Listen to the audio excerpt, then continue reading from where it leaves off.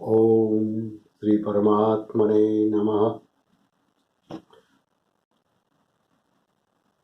चलो हम देखें कि भगवान ने गीता में आहार के बारे में क्या कहा है। गीता के हर अध्याय के नाम के पीछे योग शब्द जुड़ा हुआ है। योग युज धातु से बनता है और युज का मतलब है जुड़ना।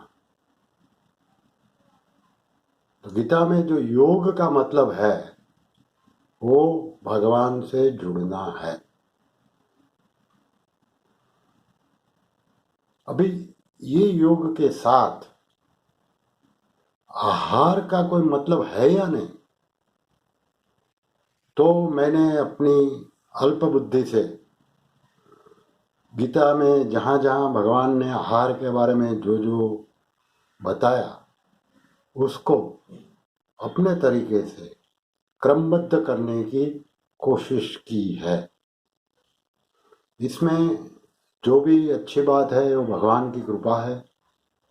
अगर कुछ कमी है तो मेरा दोष है, उसे क्षम्य कर देना। चलो देखते हैं। सबसे पहले अध्याय 6 श्लोक 17। युक्ताहार विहारस्य युक्तचेष्टस्य कर्मसु युक्तस्वप्नबोधस्य योगो भक्ति दुःखः। योगो भवति दुःखः। दुख का नाश करने वाला योग। युक्ताहार विहारस्य यथा योग्य आहार करने वाले को भवति सिद्ध होता है। भगवान ने यहाँ यथा योग्य आहार की महत्ता बताई है, अर्थात योग के लिए यथा योग्य आहार जरूरी है। तो फिर कौन सा यथा योग्य आहार है, कैसा है, क्या है, वो भी बताया होगा। चलो देखते हैं। अध्याय 15 श्लोक 13। कामाविश्य च भूतानि धारयाम्यहमोजसा पुष्णामि चौदसि सर्वास् सोमो भूत्वा रसात्मकः। भगवान कहते हैं अमृतमय चंद्रमा बनकर सभी वनस्पतियों को मैं पोषण करता हूं। मतलब ये कि वनस्पति आधारित आहार ही हमारा आहार है।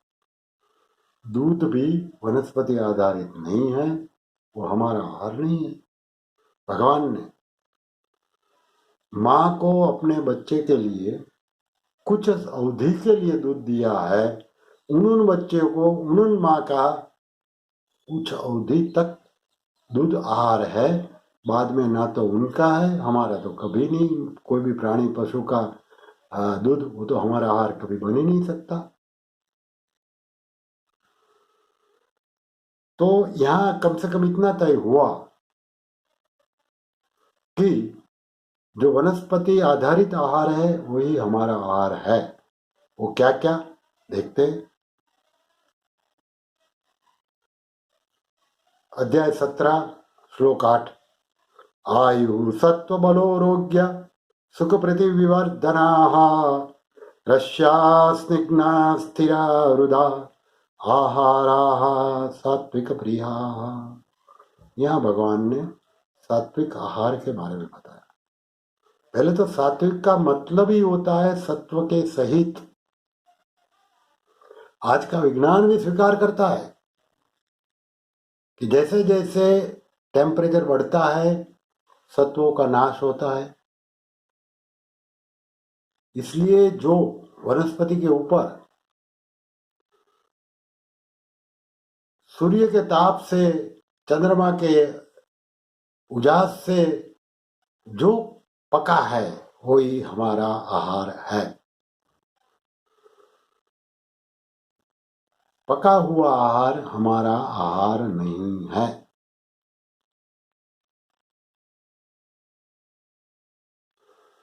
आगे भगवान कहते हैं बल, आरोग्य और सुख में वृद्धि करने वाला रसयुक्त मधुर आहार विज्ञान भी स्वीकार करता है कि सभी फल भाजी और सब्जी के में विटामिन और मिनरल भरपूर है, यानी कि वो बलयुक्त है, हृदय के लिए अनुकूल है।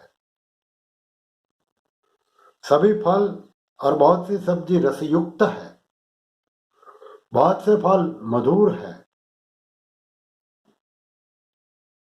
तो ये फल भाजी सब्जी ये सात्विक आहार है, उतना तो यहाँ से स्पष्ट हो जाता है।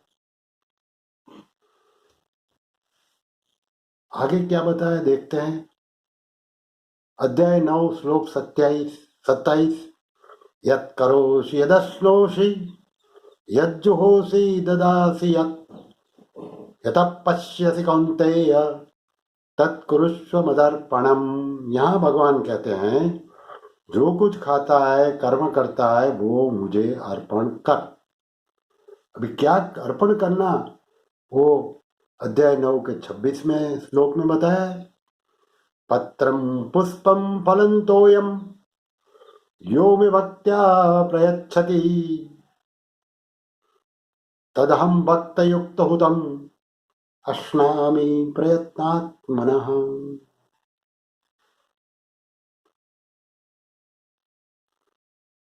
तो यहाँ भगवान ने पत्रम पुष्पम फलम तोयम 4 नाम बता दिए। तोयम का मतलब है पानी। तो ये 4 के अलावा भी कुछ है? हमें आदत है हम दाने और दाल खाते हैं। असल में दाने और दाल चिड़िया का पक्षियों का आहार है। उनको भगवान ने दांत नहीं दिए फिर भी वो दाने दाल पचा सकते हैं। हम नहीं पचा सकते, हम जानते हैं, इसलिए हम उसको पकाते हैं तो रस नहीं रहता है। तो ये तो हमारा खुराक है ही नहीं। तो भगवान ने यहाँ स्पष्ट कर दिया, 4 नाम दे दिए, लेकिन 4 के अलावा कुछ है या नहीं वो भी सवाल पैदा रहता है।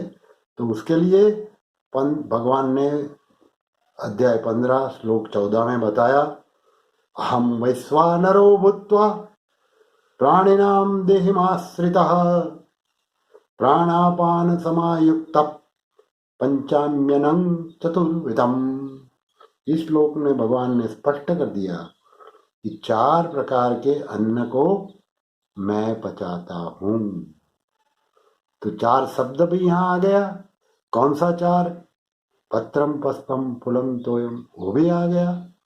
और ये सात्विक आहार है, ये यथा योग्य आहार है, ये यथा युक्त आहार है। और ये यथा युक्त आहार करने वाले को योग सिद्ध होता है। ये भगवान ने गीता में जहाँ जहाँ बताया, जो जो बताया, मैंने अपनी अल्पमति से उसको संकलित किया है। हो सकता है कहीं कोई गलती है तो मेरी गलती है, और जितना जितना अच्छा है वो ईश्वर की कृपा से है, उसमें मेरा कुछ नहीं है। खुद भगवान ने जो किया अपनी मति से मैंने समझाने की कोशिश की। तो हरित पान, फल फूल पानी, जहाँ तक फल का सवाल है, जहाँ तक मैं जानता हूँ, गुलाब और जासुद ये 2 फल खाद्य है, और वो कहा जाता है कि एसिडिटी में भी फायदा करता है। सब्जियां तो हम जानते ही हैं, बाजार में मिलती है, भाजी मिलती है, पत्ते मिलते हैं। इसके अलावा भी जो जो सब्जी और फल खाने योग्य है उसके पत्ते भी खाने योग्य है, ग्रीन जूस में इस्तेमाल कर सकते हैं। फल तो भगवान ने सीजन के अनुसार जो जो सीजन में जो जो जरूरत है वो फल और वो सब्जियां वो पत्ते भगवान ने दिए। बस सीजनल रीजनल ओरिजिनल खाना,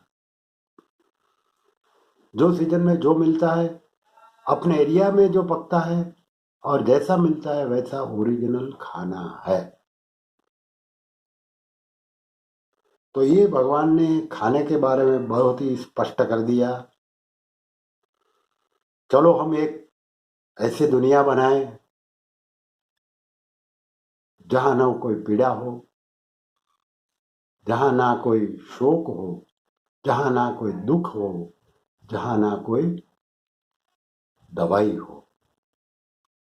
अगर इस प्रकार का खुराक इस्तेमाल करेंगे तो शरीर स्वस्थ रहेगा, दवाई की जरूरत भी नहीं पड़ेगी। मैं 5 साल से कर रहा हूँ।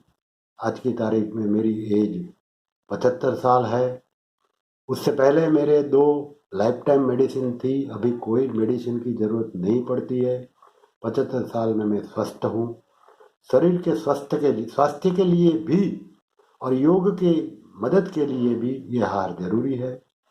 और इसके अलावा योग गीता का पठन अध्ययन और उसका जीवन में उतारेंगे तब मन स्वस्थ होगा और ये दोनों मिलके भगवान से जुड़ने का कार्य आगे बढ़ेगा।